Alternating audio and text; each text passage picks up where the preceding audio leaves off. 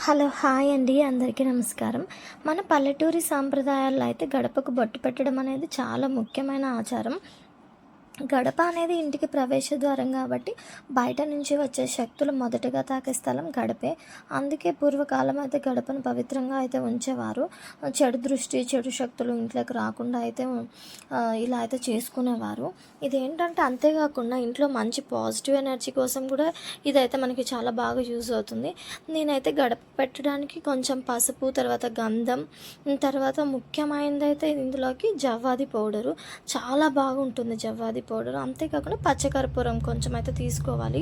ఇది పచ్చకర్పూరం అనేది చాలా బాగా యూజ్ అవుతుంది. ఇంట్లో కీటకాలు ప్లస్ దోమలు రాకుండా ఉండటానికి కూడా ఇది చాలా బాగా హెల్ప్ అవుతుంది పచ్చకర్పూరము.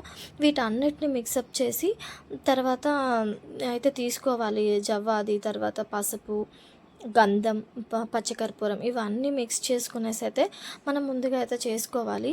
ఇది ఫస్ట్ అయితే నేను గడపకైతే చేసుకుంటున్నాను. గడపకైతే బొట్టలు పెట్టుకుంటాను.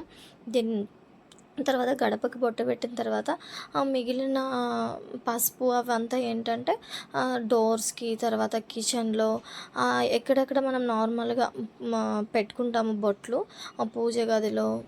నేనైతే పూజ గదిలో పెట్టిన తర్వాత, దేవుళ్ళకి ఫొటోస్కి పెట్టిన తర్వాత, గడపలకి, తర్వాత డోర్స్కి, కిచెన్లో ఇలా అయితే పెట్టుకుంటాను. దీనివల్ల ఏంటంటే రూమ్ స్ప్రే కూడా వాడాల్సిన అవసరం ఉండదు. చాలా మంచి స్మెల్ అయితే వస్తుంది. చాలా బాగుంటుంది ఈ స్మెల్. చాలా పాజిటివ్గా అనిపిస్తుంది ఇంట్లోకి. అట్లీస్ట్ 2 వీక్స్ వరకు అయితే ఇదైతే ఉంటుంది. 2 వీక్స్ వరకు ఈ స్మెల్ అయితే చాలా బాగుంటుంది.